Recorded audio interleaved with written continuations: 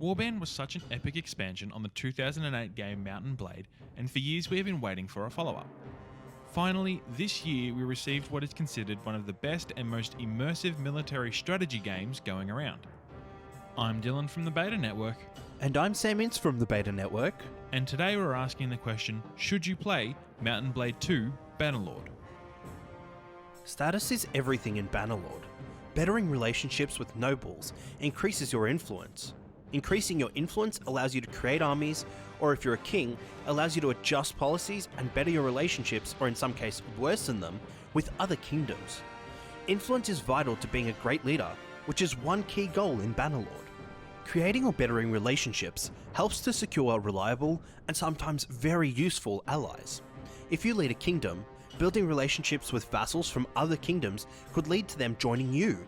If you are convincing enough, that is. The main downside to the relationship building mechanic is that in conversations with vassals, there are various dialogue options, some which may be more convincing to some vassals, and some which may be more convincing to others. The issue here is that oftentimes, passing or failing certain conversations seem to be very random. You could pick an option which has a 95% chance of success and have it yield no positive result, whereas other options may have around 20% chance of critical fail and only a 5% chance of success, and those often have been successful. This does mean that no dialogue option is 100% guaranteed to help you win a vassal over, but to fail over and over again on options which have such a high likelihood of succeeding definitely becomes irritating after a while. There have been quite a few games that have tried to elaborate on the combat aspect, trying to make it more realistic and immersive. However, there are a few cases where they have absolutely failed. Kingdom Come Deliverance for one. However, Mount & Blade has done a brilliant job. Combat in Bannerlord is pretty much exactly the same as the previous game. You move the mouse around to determine where the strike will come from, and also block in the same way. While this style adds a bit more realism, keeping it relatively simple means you can still enjoy the combat without it being annoying. While fighting with pikes and polearms can be frustrating at times, using the classic sword and shield combo is the best way to go. However, you can use other weapons. When you're in a battle, going from bow and arrow to sword and shield allows you to pick people off from a distance and then protect yourself when they get too close. A great way to test out the different weapon combinations is to travel around the map and participate in as many tournaments as possible. Tournaments are literally just competitions that you can enter that then put you into varying combat situations with different weapons to take out your opponents. This is a great way to not only experiment and see what weapons you like most, but is a great way to earn early gold and get decent armor and weapons quickly. Tackling tournaments early is a great idea because even though your level may be low, it only affects things like how long you can hold up your shield. Your skill is a lot more based on how good your gameplay is, rather than how good your players' skills are. The more you fight with a sword, the more you upgrade the skill and receive extra perks. This alone is a great reason to get cracking onto those tournaments early. There are many ways to play Mount & Blade 2 Bannerlord. Whether you want to be the ruthless swordsman who slays all of her enemies herself, or the noble tactician who sits back and commands his troops to victory, the choice is yours. By hiring the right troops, training villagers, and convincing prisoners to join your cause, it is possible to build an army of any formation. Over time, as your army grows stronger, you will no longer even have to be present on the battlefield, as they will destroy anyone in your way. However, because Bannerlord gives so many liberties when it comes to creating a party or army if you're a king, there are quite a few exploits in the game to ensure victory as frequently as possible. The key to victory is archers. A lot of archers. Plus, it doesn't hurt to have some cavalry. By using your cavalry to bait in the opposing forces, you can set archers up in a vantage spot to mow them down as they approach. Thought that was it? Well no, there's more. Once you notice that the enemy is getting very close to your archers, quickly retreat from battle. This will then set you back to the battle menu screen, where you can decide to attack with your army or send your troops in alone. The funny thing here is that whilst all troops that were killed are gone, all the injured seem to gain full health again, except for your character and other main companions. So, by rinsing and repeating this formula, Eventually, you will whittle any army down to nothing. This is not a choice tactic for sieging castles, however, as every time you retreat and then attack again, the castle will have all its defenses up again. Using these exploits may seem a little cheap, but they don't actually take away from the enjoyment of Bannerlord, because, as you come to realise, there is a lot more to this title than just combat. If you've been enjoying this video so far, please like and share the video and hit that subscribe button, as well as the bell icon next to it. Then press all. Each subscription really helps to grow our channel, meaning we can bring out more videos just like this every week. Thanks for your support. Out of all the added and modified aspects of Bannerlord, the story felt very lacking. In Warband, we were given such an intricate story with some sprinkles of comedy that sets you on a path travelling around the map to investigate new areas and search for people or equipment. Bannerlord takes a much more open-ended approach that allows you to build your own story and go your own way, meaning it effectively takes the story out of the equation.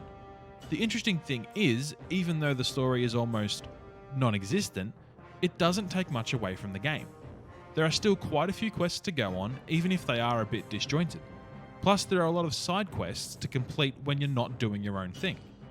However, from the outset of the game, you feel like Bannerlord is a lot more focused on letting you make your own way, rather than directing you through a story. Even though it doesn't detract from the overall experience, it is a little upsetting since the story in Warband was so good.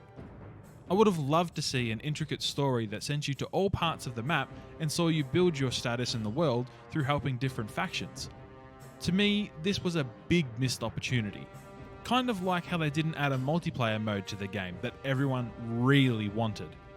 But I won't go into that now. I'll get too upset.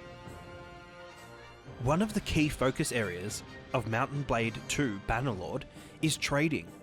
Trading is a great way to earn income and increase your reputation throughout the land of Calradia. It is possible to gain a decent profit from selling loot that has been gained from battles, but that is only the tip of the trading iceberg.